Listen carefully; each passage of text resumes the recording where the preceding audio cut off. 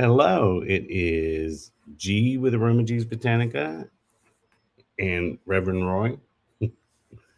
And tonight we're coming here to talk to you about why your magic spells aren't working. So, if you're a magical practitioner, feel free to put comments, questions in the chat. If you're on Facebook, you can respond to the live feed right there in the comments, and it shows up here. Um, Hello, Richard. Um, and it will show up right here. Um, we're going to try to do this every Wednesday night at 7 where we tackle a different magical topic. Maybe some weeks we'll have a guest. But tonight is why aren't my magic spells working? So what's the most common thing you see that why it doesn't work for people? Well, one of the biggest things that I see is people, two big things. One, not being in the mode to receive. Even when you're doing magic, there's work you've got to do. You got to prepare. There's things that have to be done on the mundane side for magic to work. And the second biggest failure would be people sabotaging their own work, saying they want one thing and have actions to do something else.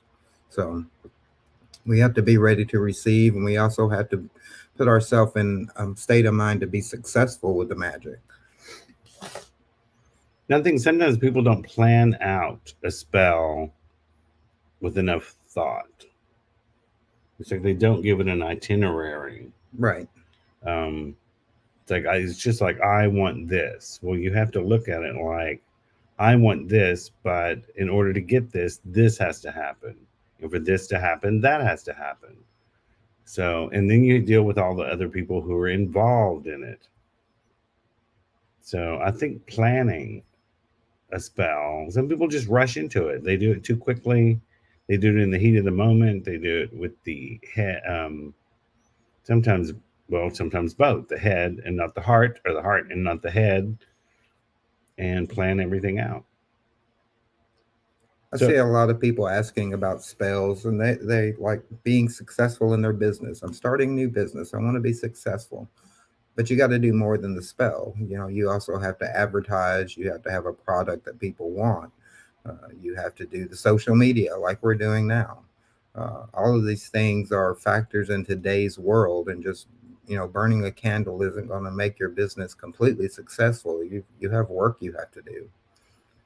and so many people think burning a candle is the be all end all of a spell.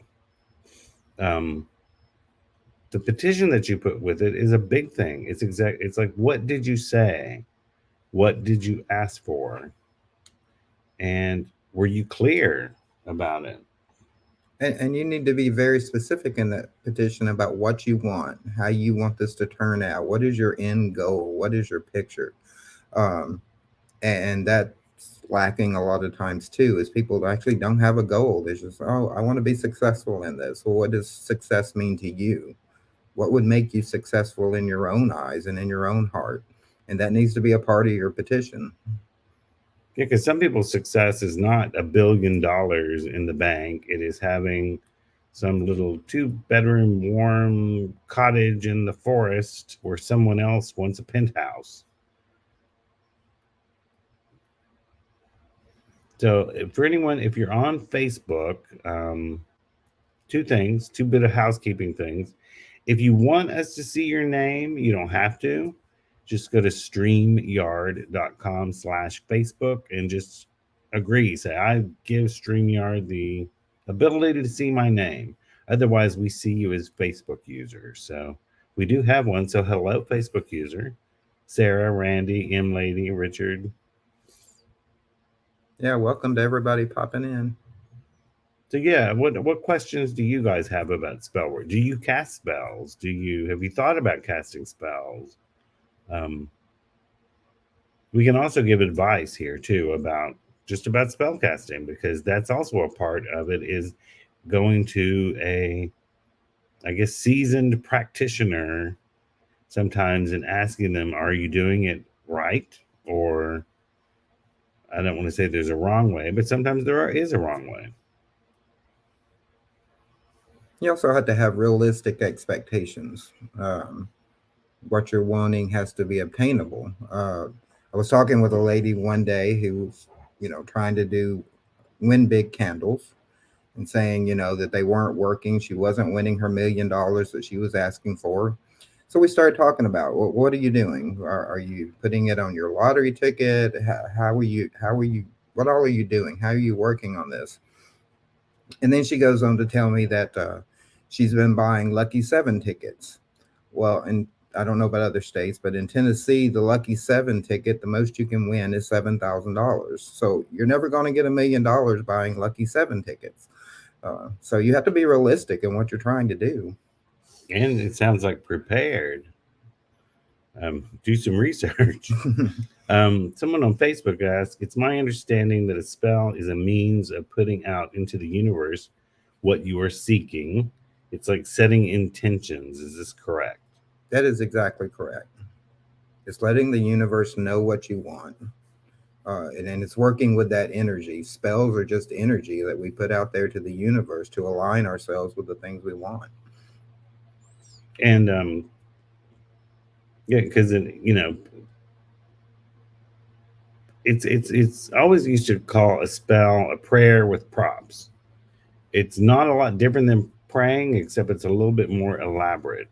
You are putting it out to the world. I want this, and trying to flag down whomever is the higher power. Say, help me with this.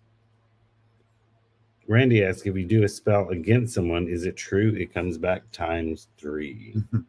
Well, that's not in my belief path. You have to decide for yourself what you believe in those circumstances. Um, what I believe in is energy. And if you are constantly surrounding yourself with negative energy, you're going to live in negative energy. So, uh, you know, but, there are also times a negative spell, you can use it to protect yourself. So, that's typical, really not a bad thing. So, but honestly, you have to decide what you believe about that. That is not part of my path. The rule of three is a very Wiccan concept. And I've read several articles lately that even many Wiccans are moving away from that. They're starting to kind of let that fade into the background. Um, the same concept is, I was reading in some of my books recently about the way in Appalachian folk magic, it is considered an eye for an eye, as do how you would perform a spell against someone who did something against you.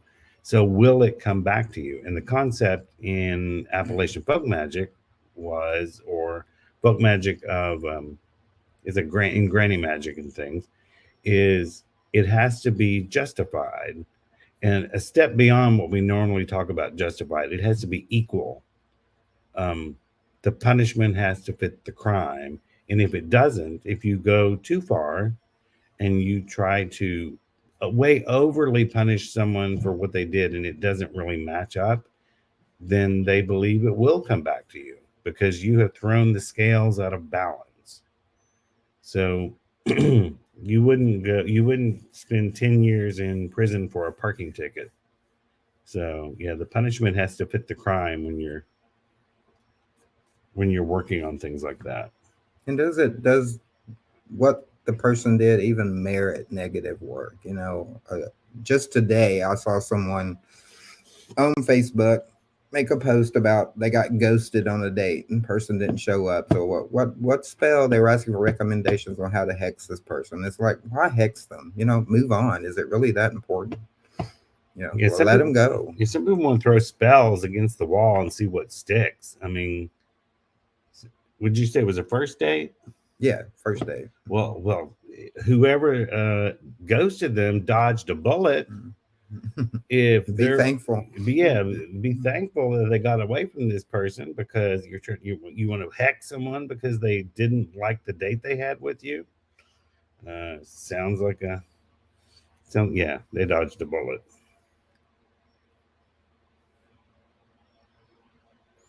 Randy, I have I think cast a truth spell, still waiting for that to kick in.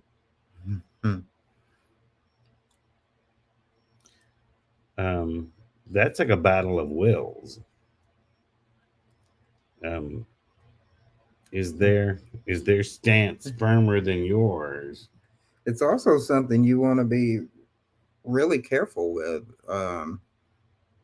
It's not like truth spells are going to do something bad to you, but are you ready for the truth? Because when a truth spell works, it brings out everything, and it can be, it'll tell your truth too. So be sure you're ready for that before you cast a truth spell. Lady, can being happy counteract a curse? Explain more what you mean. Give us the scenario. Randy says, yes, I'm ready. Good. Randy, you might want to put some protection oil on you and around your windows and door frames to make sure you're completely ready. If y'all notice, G is reading all the questions that pop up because from the angle I'm sitting, I can't see them. So, yeah, we're out here in the chapel. We talked about maybe next week we might go to our offices and just do a split screen so we can both easily sit at our desk and actually see. We both need to go to the eye doctor. Yeah, the questions over there aren't lining up with my bifocals. I don't want to sit here and do this in front of you guys. So. Oh yeah, Randy, if that's your go-to, you can use salt. Right. He said, "I use salt." Is that okay? Oh yeah, I use salt a lot. You could even mix protection oil in salt for a double whammy if you want to.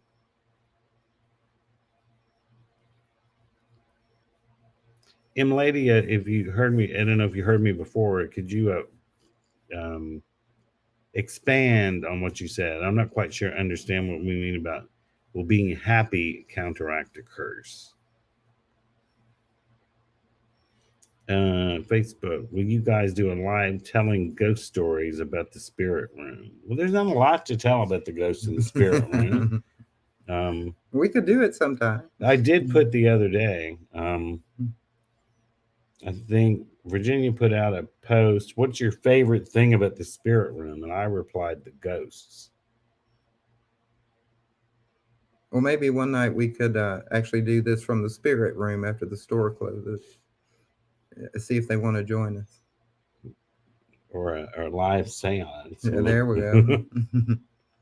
What else we got here? I'm gonna come back to you, April. I'm gonna expand on what Lady says. Like if you're happy casting a curse on an abuser. Are we asking if that's a bad thing or if it hurts it? I don't remember what the original question was. The original question, like the emotional energy, is counter to the spell. No, not at all. Well, it's like, if they're an abuser, it's like you're being happy about casting the spell. I think that's got more energy right to it. If you feel bad about casting it, I don't think it would work. Well, I think if you're happy about it, you're putting confidence in your spell. Cackle while you're doing it. April says, hello, when it comes to prosperity, good luck, good fortune work, is there a particular day and or moon phase that works best? Well, I do like money spells on Thursdays. They're typically done on Thursdays. A lot of people also do it on Fridays. It used to always be Thursdays, and then, we started, everyone was getting paid on Friday, so people began to think Friday was a prosperity day. So you could do Thursday or Friday. I prefer to work under new moon for that. The new moon is about new beginnings, bringing you things.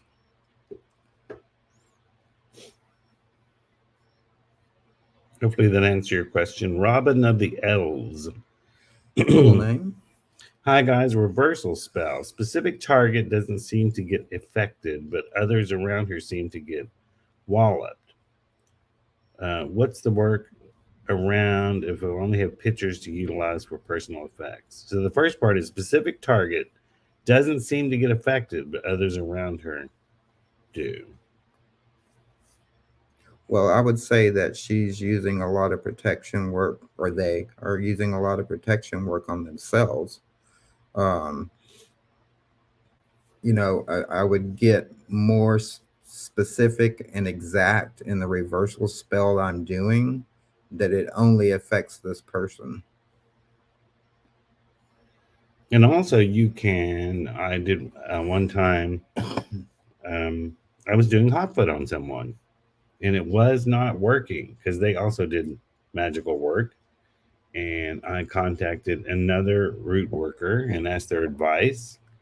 And they told me to give them a spiritual bath, the same way as if you were giving a bath. Well, I didn't give the person a bath. We did get a figural candle to represent that person, and I gave it an unhexing bath with the intention that it would wash off their protection. And then I did the hot foot, and that actually worked. Yeah. Yeah, they were gone within a week or so.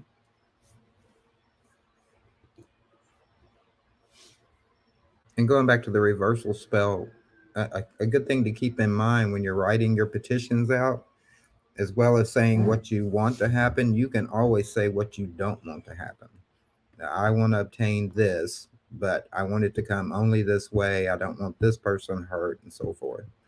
Which goes back to where I was talking about having an itinerary for your spell. Being very specific about what you want. And originally, spells were spoken. There wasn't a lot of elaborate ingredients on the stuff. There was just spoken words. I So prefer spoken. it matters what you speak. Words are spells.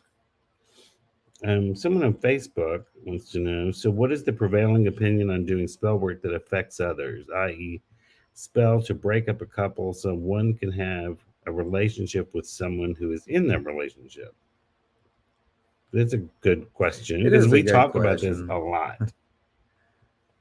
Yeah, I get asked about doing that a lot. I mean, it's a moral question you have to ask yourself. Um, and I don't know. I my own personal opinion is I don't mind doing that work for someone else. It's not something I would do for myself. Um, I wouldn't try to take away someone's partner from me. If it doesn't happen organically, personally, I don't want it. And I think too, it matters what the person you're trying, the two people you're trying to break up, the one you're trying to get, were they yours first, and the other person took them away from them, or are you just wanting it the other person for selfish reasons, just because you want them? And breakup can be tricky in some ways. That's another one of those spells. You got to do a lot of planning. You need to do some research. What is their life situation? Are they married or not married? Do they own their home together? um, what would breaking up mean to this couple? Are there kids involved? How much money is involved? All of those things are going to be factors in figuring out how to make that spell work. There are some situations where just a couple of candles are not going to do it. You got to tear apart their home life. You got to tear apart their financial situation to actually get them away from each other. And if you're not doing it for anything but selfish reasons, then I would say part of that could come back on you. Uh, Someone on Facebook says we're looking good. So Thank you. Joe, how do you know when to end the spell, especially when spell seemingly did not work? For example, if you do a jar spell, when do you know to take jar and all of its ingredients apart? When you, how, I basically tell them, I guess, how much time to give it to. Right. You got to decide how much work you're going to do on this, and do you think it's over and it's never going to happen, or are you taking the wrong approach? There are many ways to cast a spell. Jars are just one of them. If the jar isn't working, you might want to set that aside and try something else. See if another approach will work for you. Or get more elaborate with the jar. Put the jar inside a giant um, giant, on a silver platter, surrounded by certain herbs, burn different colored candles on it, say different things over it. That's another part. If something isn't working, then you can tweak it a little bit, take a different approach. I'm not a big fan of opening jars and changing them once you've done Me something either. to them. But spells need energy. So also, you know, don't be quiet and timid when you're doing your spell work. If you're doing a jar spell, scream at that jar, slap that jar. If it's a Um, bad one, hopefully. yeah, Yeah. depending on what it is, how you want to do it. But don't be timid with it. I mean, some people with love and passion jars, they will put in it their own semen, their own vaginal fluid, not just pretty rose petals. Um, in other words, they put themselves into it. Right. And talk to it every day. That's something I was just well, I haven't talked about it yet because the video doesn't come out until about 3 this morning. About tag locks, which are another word for personal concern, something that connects someone to a spell. Let me see. Angela, casting spells on others is asking for trouble. Sometimes depends on. You can also cast spells to heal people. Um, Ember depends on what you believe. Yes. I don't think spell. People always think of casting a spell on someone is tampering with their free will. I don't think you can tamper with someone's free will No, unless they're no. willing to be tampered with. If they have a strong free will, a strong self confidence, it's going to be harder to do a spell on them. Yeah. So one thing there was a breakup work. Someone was wanting a breakup work one time too, and she wanted a guy that was married, and um, he had already told her, "Listen, leave me alone. Quit calling me." I think there was even a restraining order. So it's like your spell on them is not going to work. That's what I mean about tampering with someone's free will. He's already stated his free will is he doesn't want to be with you. So it won't do any good if you try to break them up because he's not going to come to you. So there has to be some little aspect of in that other person's psyche that they would want to follow what you're saying. Amber. A few years ago, I did a breakup spell on a woman who abused my son. I'm still very angry. She is a follower of Santa Muerte. What can I do? I've done retribution spells. I need to do another for another person who also abused my son. So, a breakup spell on someone? What I'm a little confused on that. She abused your son, but you did a breakup spell. Is this like for revenge?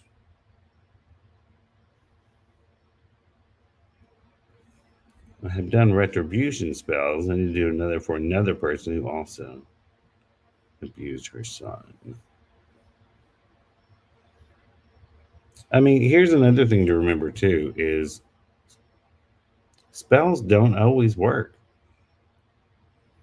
They just don't always work. Um, Sometimes they're not meant to work. What do you think? I think that again, based on your belief system. But if you believe in, higher intentions, higher beings, some things are meant to happen in someone's life, um, and we don't have the ability to change that. I truly believe that. I believe that some people believe in soul contracts. We chose our life before we came here. And under that understanding, I would not be able to change someone else's soul contract, no matter how many candles I burned, no matter how many herbs I used. If this is their purpose in life before they got here, I may not be able to change that. And we have no way of knowing what the universe has in store for someone's future. She had said she did the breakup because her husband is her most valued possession. Oh, okay. Oh, that's very good thinking right there. Yeah, to take away the thing that she values the most. Right. But as I mentioned earlier too, breakups can be tricky. So, you need to try to get as much information about this family as you can.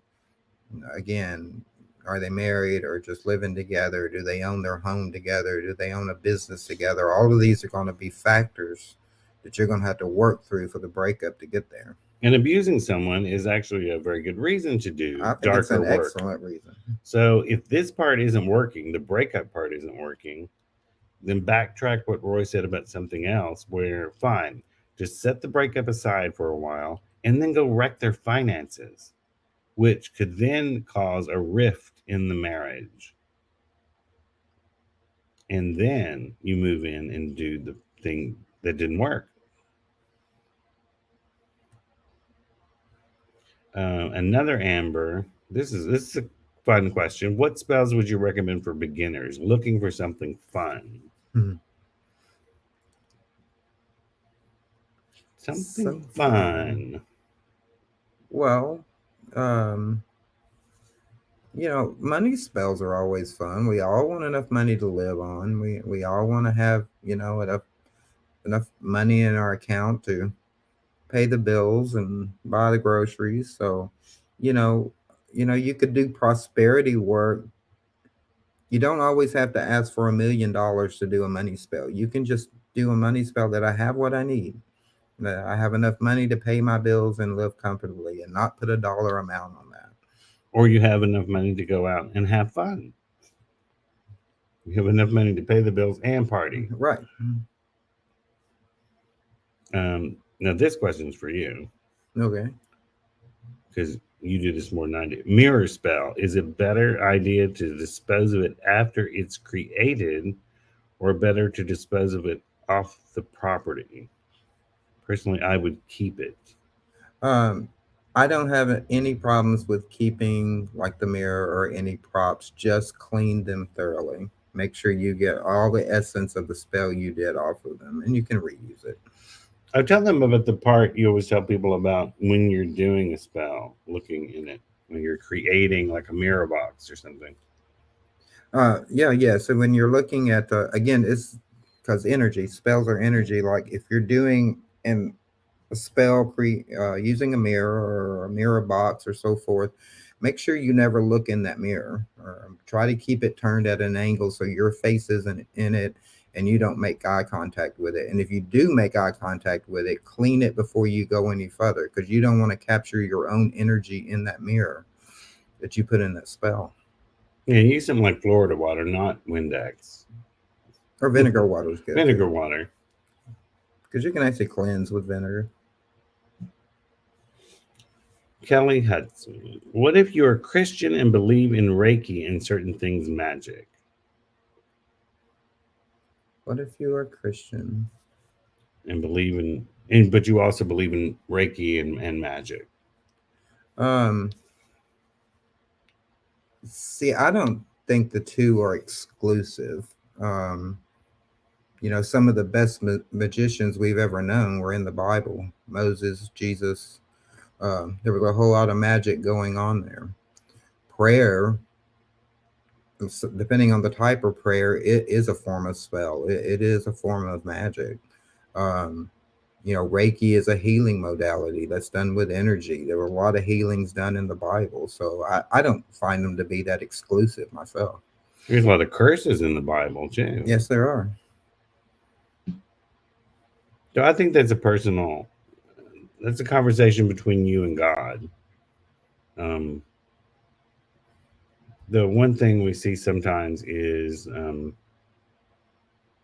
it's important that you've asked this question because a lot of people don't learn about other people's religions or other people's paths.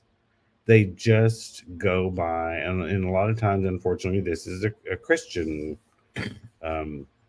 thing where they just assume something's evil, but yet they know nothing about that other thing. They haven't researched it. They know nothing about it. So I'm saying if someone wants to be turned off by another path, they need to learn that other path. I don't have a specific path, but those who know me, they call me the Catholic witch. I've never given up my Catholic rituals and so forth. And I work with a lot of saints and angels. And so, yeah, I mean, I'm a Catholic witch. I don't think they're exclusive. So what do you think of this? Angelo says, any true root worker will do a reading before casting a spell on someone for a client because they're only giving one side of the story. I agree it's best to do a reading, yes. But say that again about one side of the story. Any true root worker will do a reading before casting a spell on someone for a client because the client is only giving one side of the story. Oh, I see. And in the reading, you can sometimes tell both sides of it, the full picture. Yeah, I agree. That's excellent advice. And I always say too, the client is not even giving you one side of the story. Um, when it comes to a relationship, um, if you're dealing with a relationship, because that's what a lot of people come, love and money. Um, there's one person's side, the other person's side, and usually the truth lies somewhere in the middle. Because we all have our own version. And a lot of times, people also in a reading, they don't tell us the truth either. They leave out little bits here and there. Yeah. Well, my favorite one is when you talked about this many times. You've read for someone, and then you're saying, I see I see this man that you're in a relationship with, and this is going on. They're like, no, I don't have a man. No. And then what? 4 or 5 minutes into the conversation, they said, but my husband. Yeah, it happens a lot. It's like, I thought you said you weren't in a relationship. Could you either you're, yeah, if you're going to listen. If you want the spell to work, if you want the reading to work, you need to be honest with whoever you're working with and with yourself. Woo woo. May I ask how I can get my win big spell to work?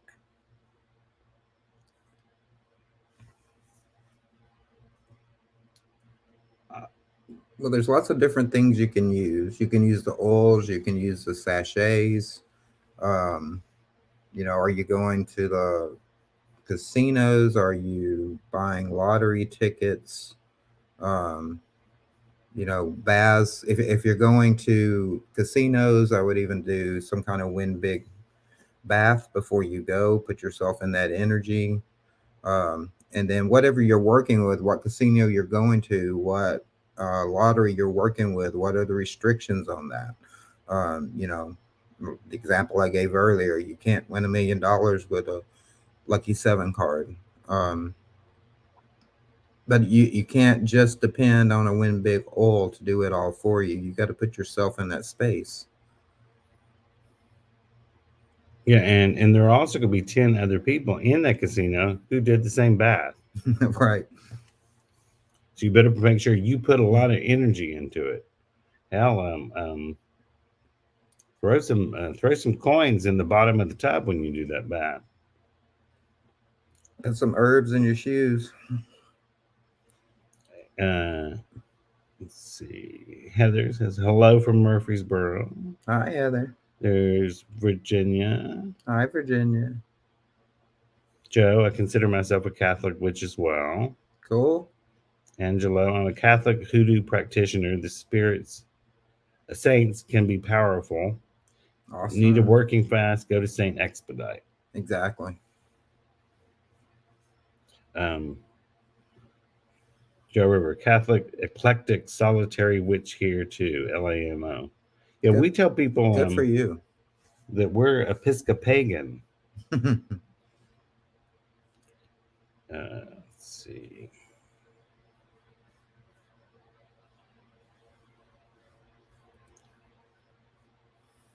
Yes. Waiting. Woo. Thank you very much for your advice. Yeah, you can even take a dollar bill or a $2 bill. Go to the bank and ask for a $2 bill and cut it up into tiny, tiny, tiny pieces and put it in a little muslin bag or cloth bag or something and put that in your bath water. I mean, the way you would herbs or um, I don't know, a bath bomb, something, from Bath and Body Works or something. Instead, you're going to use a little bag, cloth bag, full of shredded money and just bathe yourself in it along with whatever else you're using. And then it's like a sacrifice. I mean, you're actually giving up money to get more money. And if you're going to like a casino where you're going to be doing something repetitive, playing that game, whatever you're working on, before you go, create yourself a mantra. Um, And you know, Angelo says green money rise too. yeah. Write that mantra on a piece of paper. It don't even have to be real words. It's just something you want to write, something you want to say. Put the win big oil on it, and then every time before you pull that handle to yourself, say that mantra. You're keeping that energy going. Nimrod says, Roy, given your religious learnings, what is your advice on handling spiritual warfare? Sometimes negativity appears, however, over time, and some deeper understanding, things are more complex. So, given your religious learnings, what's your advice on handling spiritual warfare? So, all right, if I'm understanding this correctly, let's see. Sometimes negativity appears, however, over time, and some deeper understanding things are more complex. Negativity builds, um, especially if you're doing any kind of, if you're doing some kind of negative work, painful work, you want to always protect yourself. You want to always cleanse yourself. When you're getting into a negative state of mind, make sure you're doing something to cleanse yourself, something to always cleanse yourself, and also cleanse your mind. Get yourself in a good space. Energy attracts energy. So if you're living in a negative energy space, you're going to keep attracting more negative energy, and this is going to keep building up and building up. A lot of times people will come to me for healing work thinking, I've got an attachment, I've got a demon on me, blah, blah, blah. And they really don't. What they have is they have let so much negative energy build around them. They've almost personified it and made it a separate part of themselves. It feels like some demon walking behind them and touching them and so forth. So the thing is of keeping yourself in a positive energy space just as often as you can.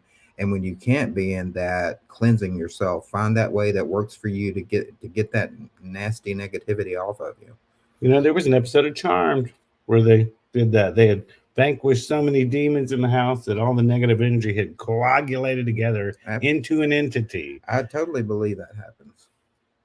I think we do it to ourselves and without realizing it. And she also says, so negativity is coming from spiritual sources, not people. Can be. And she does regular cleansing. Good. Very good.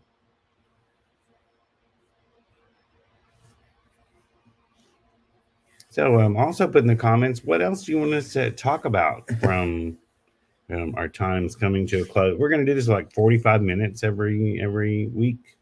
So let's talk about, before we run out of time, reconciliation work. Because a lot of times that's one of the spells that doesn't work. It's harder to work on. So before you start reconciliation work, there's a lot of things to consider. Number one, how long have you been apart? If you haven't even seen each other in 10 years, you're probably just wasting your time there. But has the other person moved on? Have they got married and got kids, since you were together? What you need to seriously look at why you separated in the first place, and be honest with yourself. What role did you play in this? What role did they play in this? All of these things are going to be factors. Did you tell them to get out? Did you tell them to leave? Words or spells. You've already cast a spell telling them to get out of your life. Now you're wanting a spell to come back into your life. You got to get rid of that first spell first. So, that's the reason reconciliation spells don't always work. There are so many factors you've got to look at, and you've got to deal with each piece of that before you can even think of getting the person back in your life. Woo Woo says, may I ask for signs of a successful cleansing work? For me personally, when I know that I have completely cleansed and I've got everything off of me, things can begin to look kind of dark, like I'm looking through a cloud. Lights aren't bright, and I will see those lights come back again as bright. I feel like I'm in a bright space, like I'm standing in the sun. I breathe freer. I'm not as stressed. Um, Bad energy can give you bad dreams. So, if your dreaming is better, then that's a good sign that the cleansing is working. Lady says, is it morally wrong to cast spells on people who don't believe in witchcraft and magic? Well, I would say, is it morally wrong to pray for someone who isn't Christian? I don't think it matters if they believe in Christian. I don't find it morally wrong. The question is it justified? Should you be doing it at all? Not because whether or not it's moral, but is it necessary? And I don't think if they believe in it or not affects whether it works. There's a lot of people who believe the earth is flat. Doesn't make it flat. And I do a lot of readings for people who don't believe readings work. Angelo, I change their mind. I occasionally attend the traditional Latin Mass. The holy water is more powerful because it's blessed with the old rite. It contains exorcism prayers. Robin and the Elves, this is all very informative. Thank you both. Joe Rivers, sometimes it feels like the craft is 24/7 work with all the cleansings, warding, research, etc. It shouldn't be 24/7 work unless you're doing work for other people.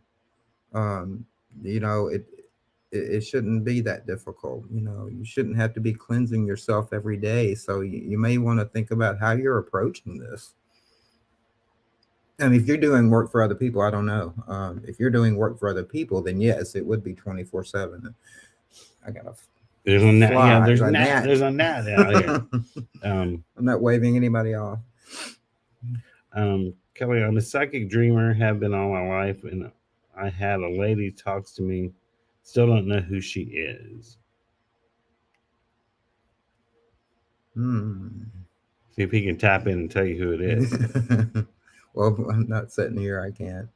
But you may want to contact Roy. But I'm assuming you just straight up ask her who she is. I mean, that's the first place to go. And if that didn't work, you can always call on your ancestors or the local spirits to help you figure this out. Anna's Corner. She calls us her favorite couple. Well, I love you guys. Thank you, Anna. Or Anna. Joe River. Cleansing Success Advice. Well, I think we've about run out of time. Yeah, lady. So pagans can pray for Christians, of course. Yes. Christians can pay for the pagans too.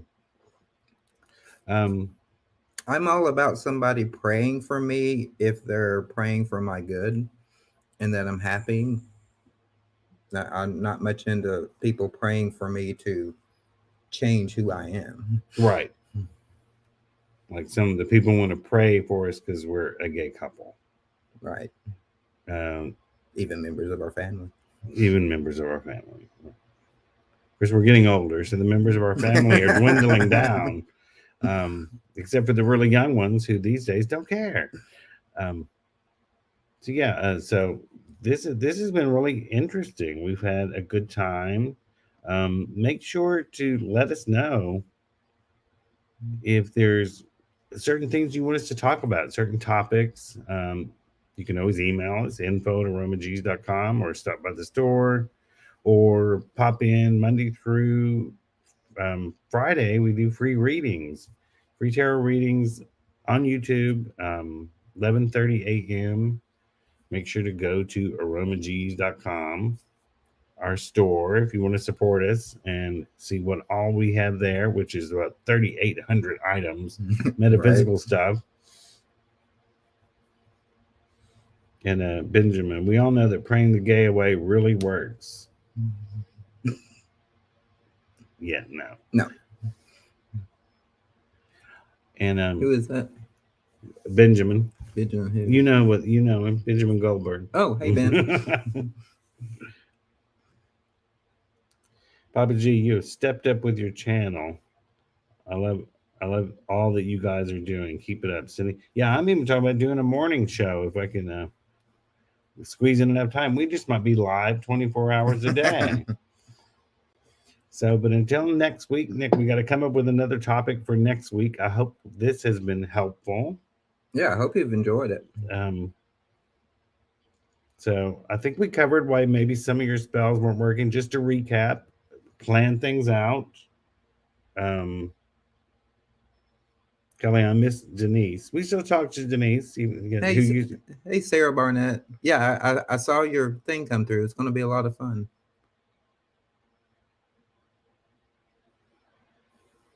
Yeah, you have to. If you're looking for Denise, she is on Instagram. Always pick selfies.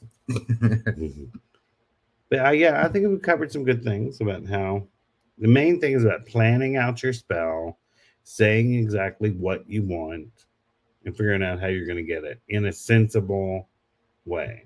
Right. And, you deserve it. Keep that in mind, too. Well, thank you all for joining us this week. We'll be back next Wednesday with another topic. Maybe sometimes we'll have special guests on here, too, and to drum up. We know lots of authors. We will blackmail some people into coming on. So, and then we'll also see you tomorrow at 11:30 a.m. for readings. Nikki Jean from the store, Miss Nikki, is going to do the readings tomorrow. She has not used this system before, so I'm going to be there to help her. So at 11:30 a.m., come and have Nikki do readings for you for about 20, 25 minutes. So until next time, this is G and Roy at Aroma G's Botanica. Good night, guys.